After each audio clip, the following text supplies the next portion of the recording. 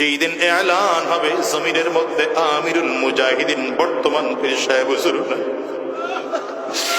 এমন একটা দিন চলে আসবে শেখ চরমনায় জমিনে নাই। এমন একটা দিন জমিনে আসবে আল্লামা মামুনুল হক জমিনে থাকতে পারবেন না। এমন একটা দিন এই জমিনের মধ্যে আসবে ওয়াকাটার মৌলানা হাফিজুর রহমান সিদ্দিক জমিন থেকে বিদায় হয়ে যাবে। এমন একটা দিন এই জমিনের মধ্যে আসবে আল্লামা খালিদ সাইফুল্লাহ আইয়ুবী জমিন থেকে বিদায় হবে। এমন একটা দিন আসবে আমি আজাদির মরণের খবরটাও পেয়ে এলান করে দেওয়া হবে।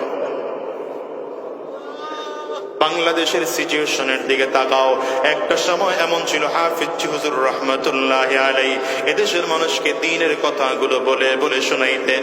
এমন একটা সময় ছিল সদর সাহেব হুজুর রহমাতুল্লাহি আলাইহি এদেশের মানুষকে দ্বীনের কথাগুলো বলে বলে শোনাইতেন।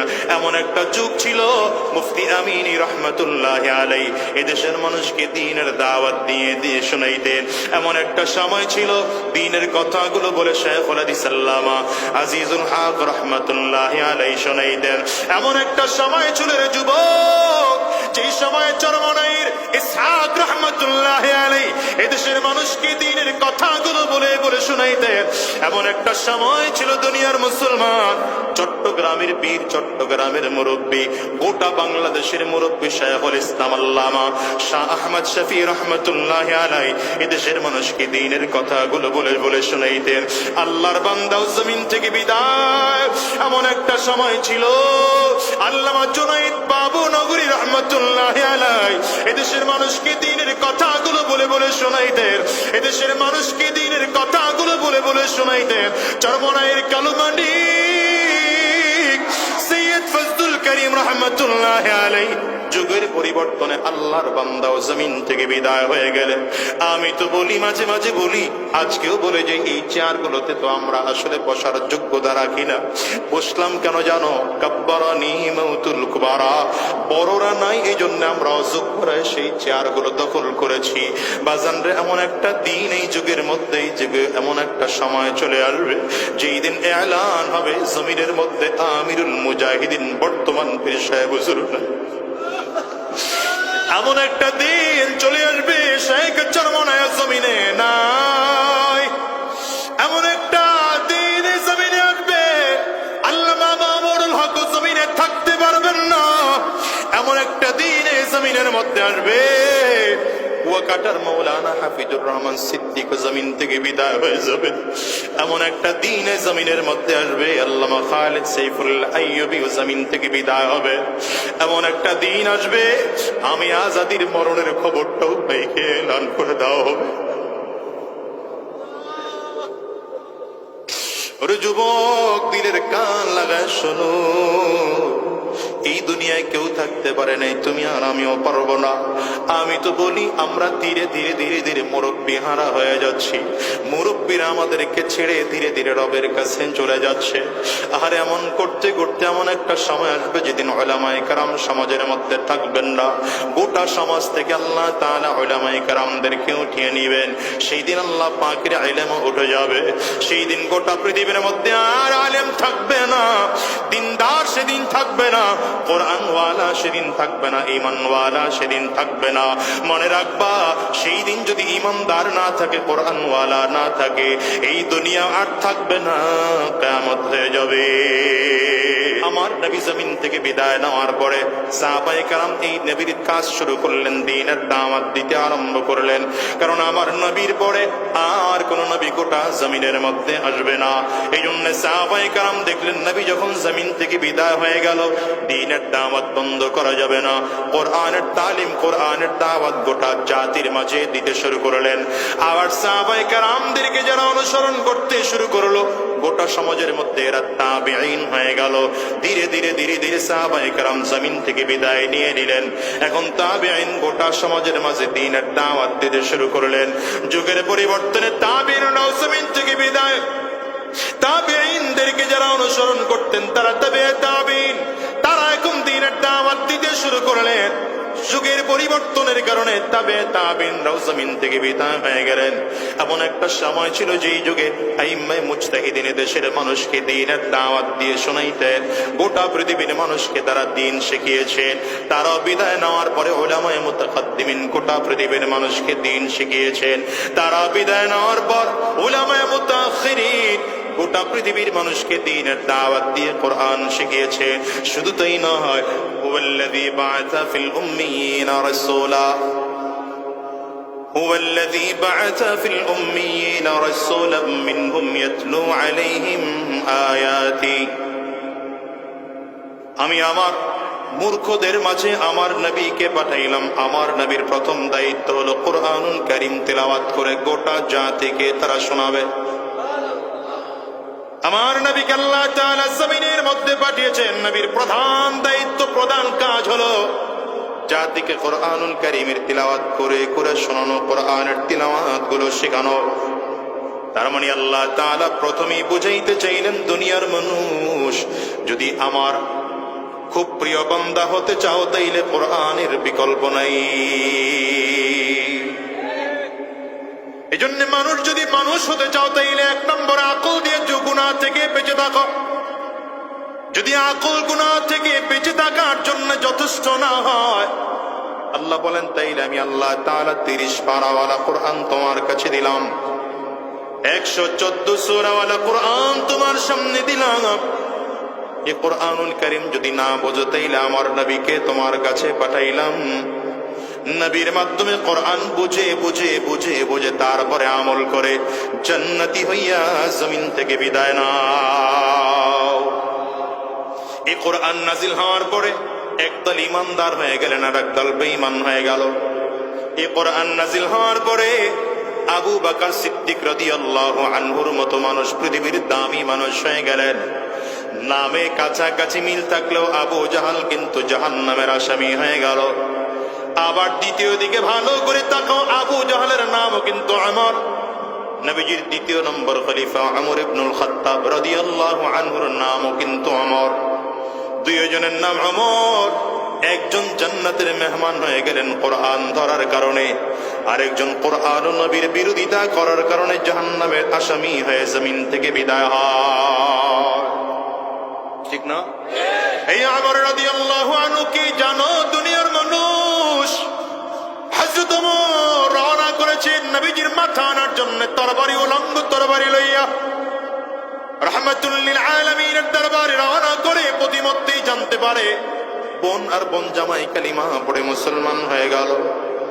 বাড়িতে রওনা করলেন, দরজার উপরে লাথি মেরে দরজা ভেঙে ঘরের মধ্যে ঢুকে তাকিয়ে দেখলেন বোন আর বোন জামাই কোরআন পড়ে।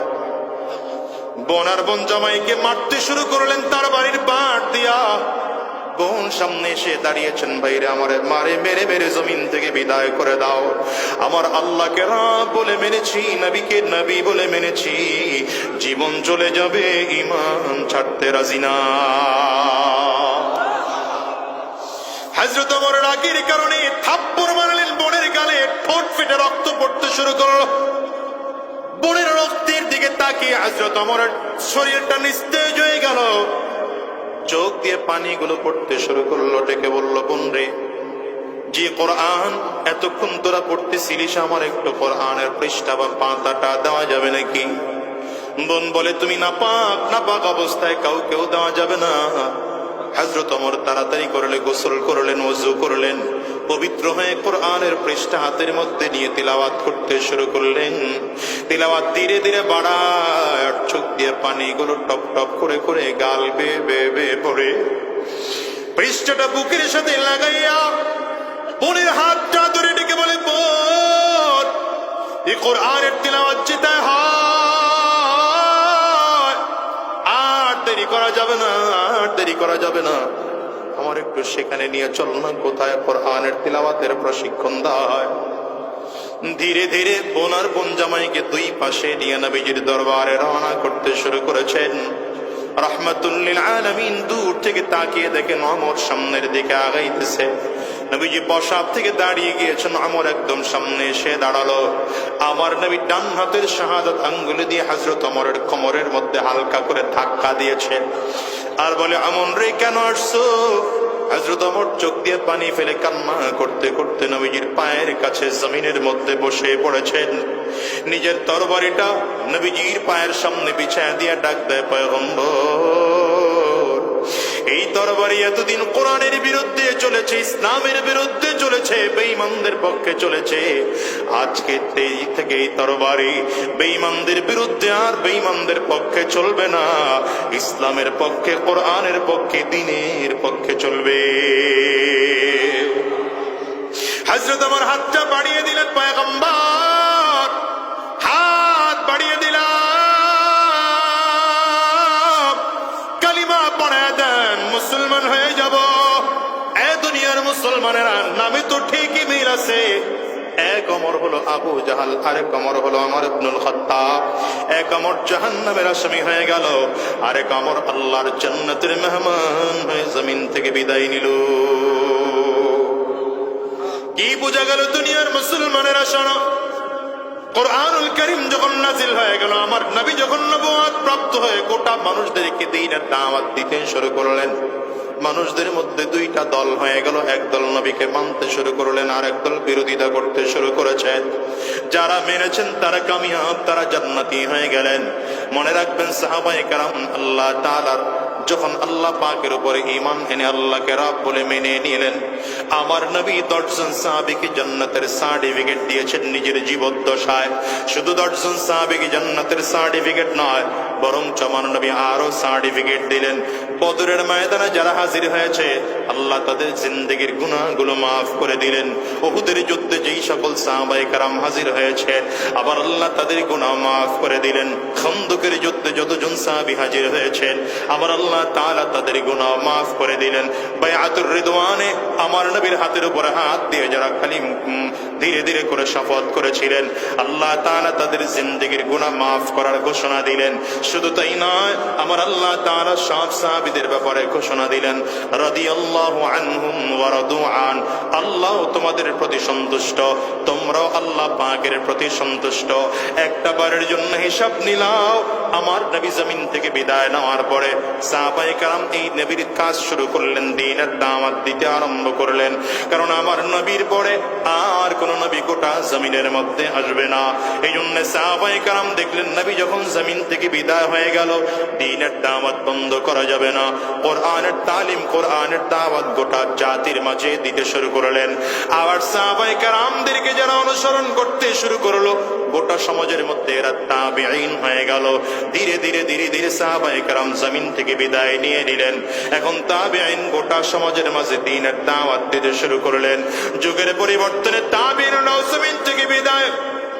তাবেঈনদেরকে যারা অনুসরণ করতেন, তারা তাবেঈন, তারা এখন দ্বীনের দাওয়াত দিতে শুরু করলেন।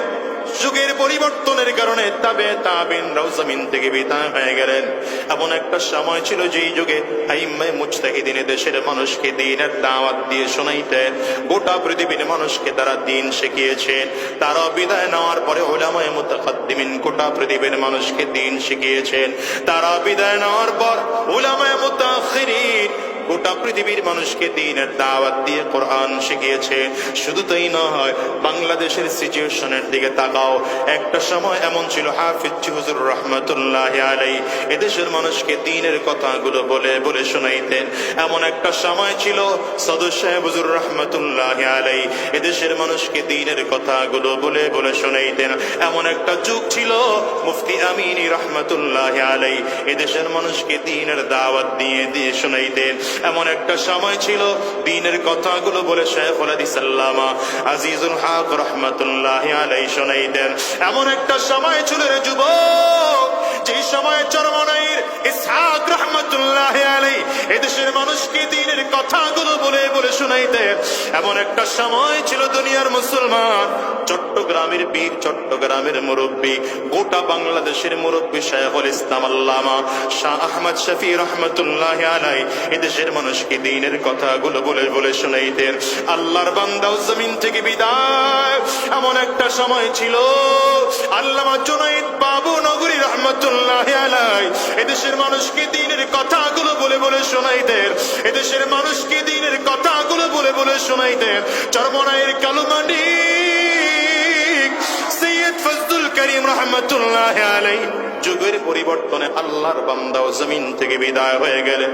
আমি তো বলি, মাঝে মাঝে বলি, আজকেও বলে যে এই চেয়ারগুলোতে তো আমরা আসলে বসার যোগ্যতা রাখি না। বসলাম কেন জানো? কাব্বারানি মাউতুল কুবারা, বড়রা নাই এই জন্য আমরা অযোগ্যরা সেই চেয়ারগুলো দখল করেছি। বাজানরে, এমন একটা দিন এই যুগের মধ্যে, এই যুগে এমন একটা সময় চলে আসবে যেই দিন এলান হবে জমিনের মধ্যে আমিরুল মুজাহিদিন বর্তমান পীর সাহেব হুজুর নাই। এমন একটা দিন চলে আসবে শেখ চরমনায় জমিনে নাই, এমন একটা দিন জমিনে আসবে আল্লামা মামুনুল হক জমিনে থাকতে পারবেন না, এমন একটা দিন জমিনের মধ্যে আসবে কুয়াকাটার মৌলানা হাফিজুর রহমান সিদ্দিক জমিন থেকে বিদায় হয়ে যাবেন। এমন একটা দিন জমিনের মধ্যে আসবে আল্লামা খালিদ সাইফুল্লাহ আইয়ুবী জমিন থেকে বিদায় হবে। এমন একটা দিন আসবে আমি আজাদির মরণের খবরটাও ভাইকে এলান করে দেওয়া হবে। ওরে যুবক, দিলের কান লাগায় শোনো, এই দুনিয়ায় কেউ থাকতে পারে নাই, তুমি আর আমিও পারবো না। আমি তো বলি আমরা ধীরে ধীরে ধীরে ধীরে মুরব্বী হারা হয়ে যাচ্ছি, মুরব্বীরা আমাদেরকে ছেড়ে ধীরে ধীরে রবের কাছে চলে যাচ্ছে। আর এমন করতে করতে এমন একটা সময় আসবে যেদিন উলামায়ে কেরাম সমাজের মধ্যে থাকবেন না, গোটা সমাজ থেকে আল্লাহ তাআলা উলামায়ে কেরামদেরকে উঠিয়ে নিবেন। সেই দিন আল্লাহ পাকের ইলম উঠে যাবে, সেই দিন গোটা পৃথিবীর মধ্যে আর আলেম থাকবে না, দিনদার সেদিন থাকবে না, কোরআনওয়ালা সেদিন থাকবে না, ঈমানওয়ালা সেদিন থাকবে না। মনে রাখবা, সেই দিন যদি ঈমানদার না থাকে, কোরআনওয়ালা না থাকে, এই দুনিয়া আর থাকবে না, কিয়ামত হয়ে যাবে। এই জন্য সাবধান করে বলি বাজার, দুনিয়ার তালে তো ডুবে আছো, মনে করতে পারো দুনিয়াটা অনেক বড়, 70 বছরের হায়াত, 60-80 বছরের হায়াত না রে বাজার না। এই বিশাল লম্বা হায়াতটাকে কিয়ামতের ময়দানে খুব ছোট মনে হবে। এই লম্বা হায়াত নয়, বরঞ্চ দুনিয়ার দিকে তাকাও, দুনিয়াটা তোমার আমার জন্য আপন নয়। এই দুনিয়া তোমার আমার পর, দুনিয়ার জন্য যত চেষ্টা করে ফিকির করে মেহনত করি, এই দুনিয়া তোমাকে আমাকে দুনিয়ায় থাকতে দেয় না, বরঞ্চ দুনিয়াটা তোমাকে আমাকে গরিব বানায় জমিন থেকে পাঠাইয়া দেয়। দুনিয়ায় কত টাকাওয়ালা, কত পয়সাওয়ালা, কত টাকা অর্থ সম্পদের মালিক আজকে রাস্তার পাশে ঘুমায়, 3টা টুকরা কাপড়ের প্যাকেট বানাইয়া মাত্র 3.5 হাত পাটির মধ্যে তারা শোয়া রাখছে। বাজার এখন আছে না নাই? চিৎকার করে জোরে জোরে বলো। আমি তো বলি, যেই টাকা যেই বাড়ি গাড়ির জন্য এত মেহনত করলা, ফিকির করলা, দেখো তো তাকাইয়া আমার দেশের মানুষগুলো যারা বাড়ি করে, বাড়ি করার আগে কোন ইঞ্জিনিয়ারকে দিয়ে এটার প্ল্যানিং করাইলে ভালো হবে, খুঁজে খুঁজে সেই ইঞ্জিনিয়ারকে দিয়ে প্ল্যানিং করায়। কোন কোম্পানির রড কিনলে বাড়িটা ভালো হবে, খুঁজে সেই কোম্পানির থেকে রড কিনলা। খুঁজে খুঁজে কোন কোম্পানির সিমেন্ট কিনলে ভালো হবে, খুঁজে খুঁজে সেই কোম্পানির থেকে সিমেন্ট কিনলা। কোন মিস্ত্রিকে দিয়া কাজ করাইলে বিল্ডিংটা ভালো হবে, খুঁজে খুঁজে সেই মিস্ত্রিকে দিয়া কাজ করাইলা। কিন্তু একটা বারের জন্য কি ফিকির করেছো রে যুবক? এই বাড়িটা কার জন্য তুমি করো? তুমি যেই নিজে বাড়িটা করতেছো, 5 বছর 10 বছর সময় লাগাইয়া বাড়িটা তৈরি করলা, এই বাড়িটা তুমি থাকতে পারলা না, বাড়ির থেকে বিদায় হয়ে গেল। এই বাড়িটা তোমার সন্তান মালিক হয়ে সে ভোগ করতেছে, অথবা তার সন্তান মালিক হয়ে এখানে ভোগ করতেছে। আমি তো হিসাব করে দেখি, এই যে কয়েকদিন আগে আমি আর নিজের ঘর দেখতেছিলাম, বাচ্চা 2টাকে সাথে নিয়ে আমার ঘর দেখতেছি, কাজ চলতেছে। ছোট বাচ্চাটা বুঝে না, বলতে বলতে বলে ফেলছে, আব্বু মরে গেলে তো বাড়িটা আমাদেরই হবে।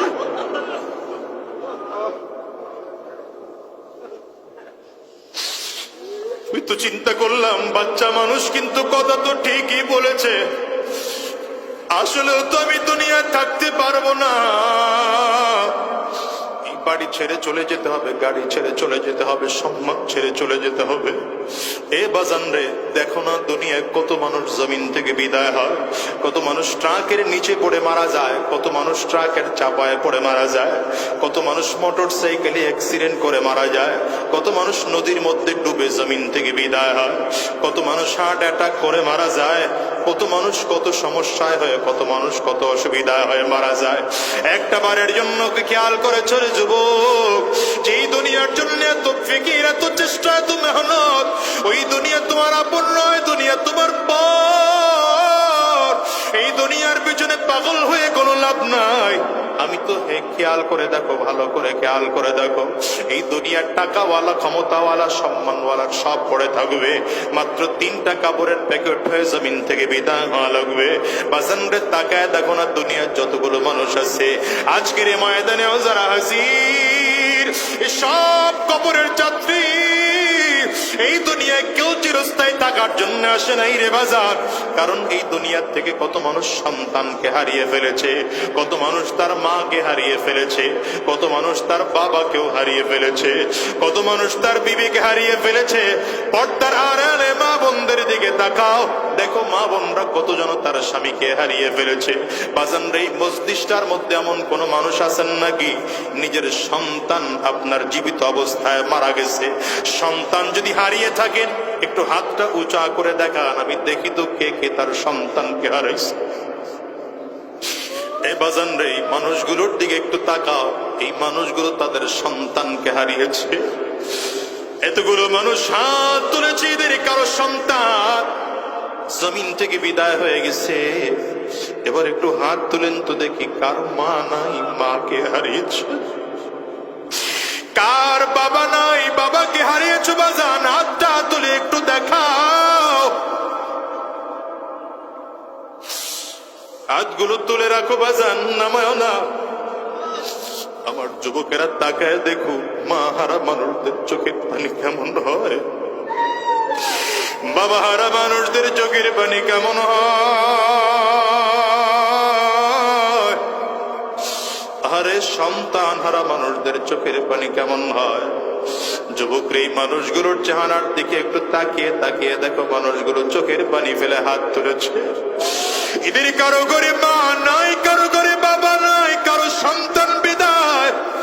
ও যুবক রে, হিসাব মিলাও, এমন একটা দিন আসবে যেদিন তোমাকে আমাকেও জমিন থেকে বিদায় হওয়া লাগবে। আজরাইল তোমার আমার সামনে এসে দাঁড়ায় যাবে। হিসাব করে দেখো, নয় কবরে তোমাকে আমাকেও যেতে হবে। সাবধান, ওই কবর বড় ভয়ঙ্কর।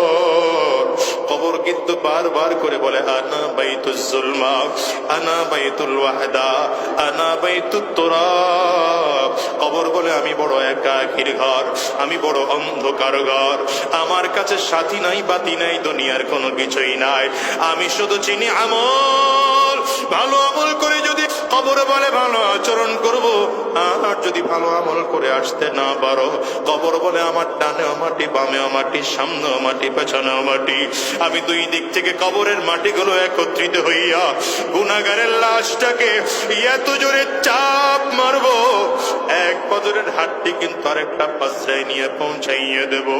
এই বাজান গুনাহগার যখন কিয়ামতের ময়দানে দাঁড়াবে, গুনাহগার তাকিয়ে দেখবে সূর্য মাথার মুঠো মাথা উপরে দেখা যায়, মাথার মগজগুলো সূর্যের তাপে টকবক করে করে ফুটতেছে এমন মনে হয়।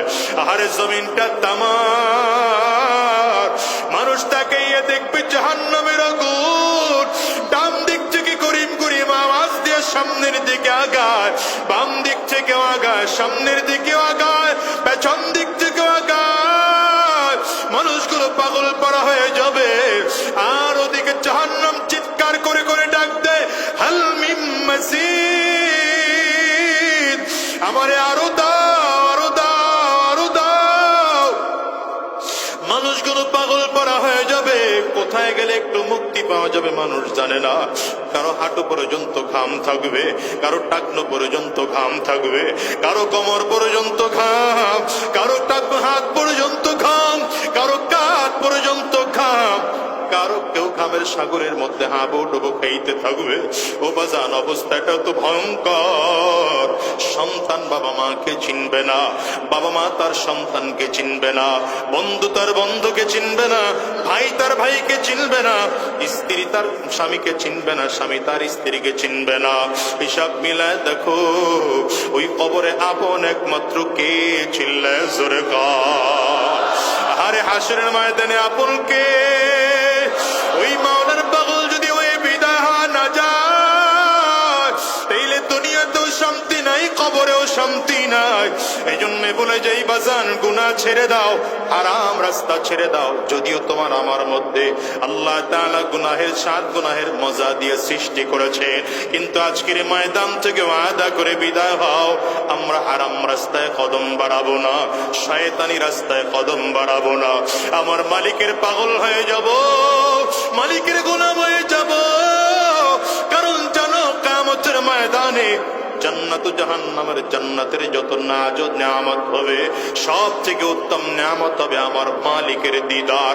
একদল পাগল থাকবে এরা এমন, পুরো ময়দানে শুধু দৌড়াবে আর চিল্লাবে আর ডেকে ডেকে বলবে, আমার মালিক ওই আমার আল্লাহ। মানুষগুলো চিল্লা চিল্লায় দৌড়াইতে দৌড়াইতে হয়রান আর পেরেশান হইয়া আল্লাহ পাকের আরশে আজিমের পায়ের মধ্যে হেলান লাগায় বসে থাকবে। আল্লাহ তাআলা ফেরেশতাদেরকে ডাকবেন, ওরা কই? আমার এই বান্দাদেরকে একটু ডাকো। বান্দাদেরকে আমার মালিকের সামনে দাঁড় করায় দেওয়া হবে। আল্লাহ তাআলা পর্দার আড়াল থেকে ডেকে বলবেন, গোলাম রে, কেন দৌড়াও আর চিল্লাও? এই বান্দা বলবে, আল্লাহ তুমি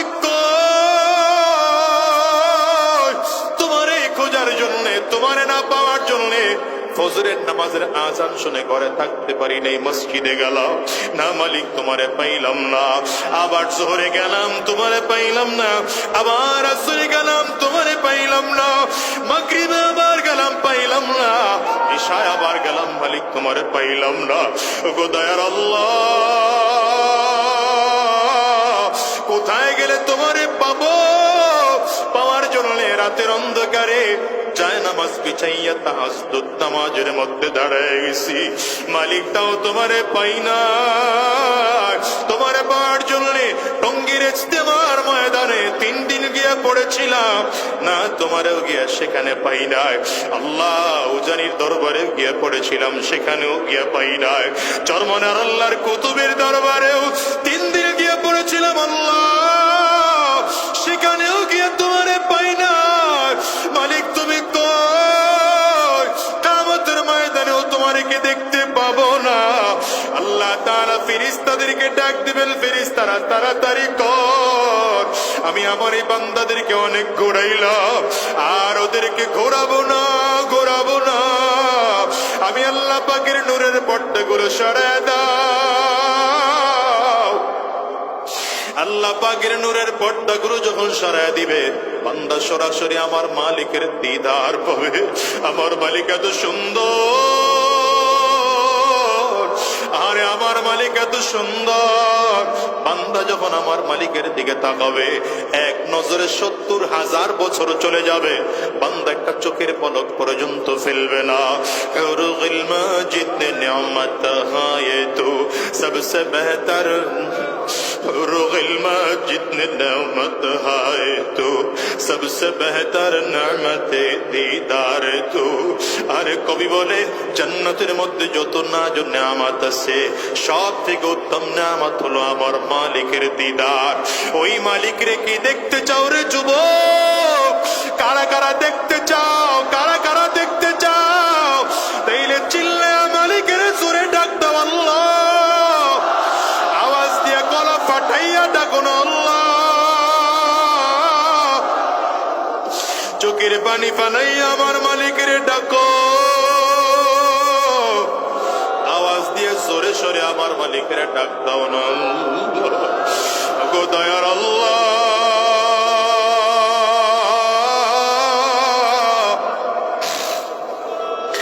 আল্লাহ তোমার গোলামদেরকে একটু তাকাও, তাকাইয়া দেখো তোমার গোলামদের চোখের কোটায় পানি। কারো চক্ষু দুইটা লাল।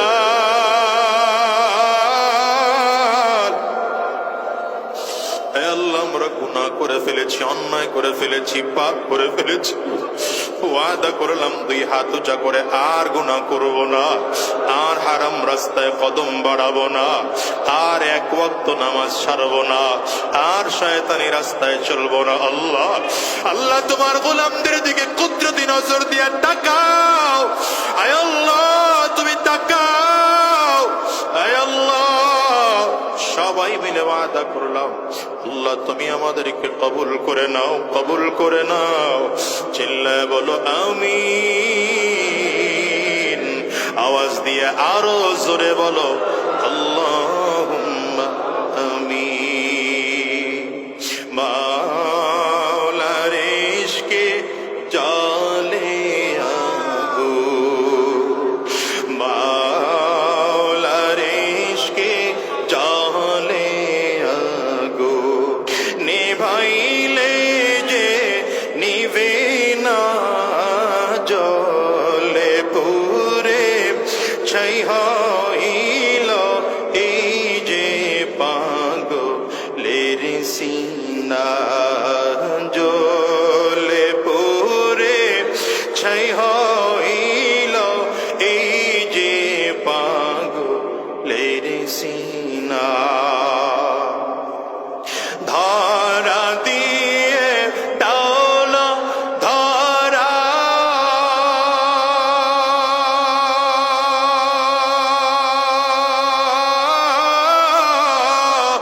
কাছে থেকেও দাও না সারা। ধরা দিয়ে দাও না ধরা,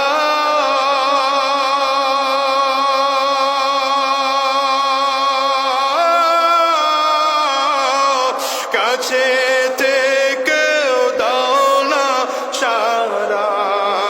আমার এই বুকেতে বইছে খরা, এই বুকেতে বইছে খরা, না পাওয়ারি যাত না, জলে পুরে ছাই হইল এই যে পাগলের সিনা, জলে পুরে ছাই হইল এই যে পাগলের সিনা, জলে পুরে ছাই হইল এই যে পাগলের সিনা।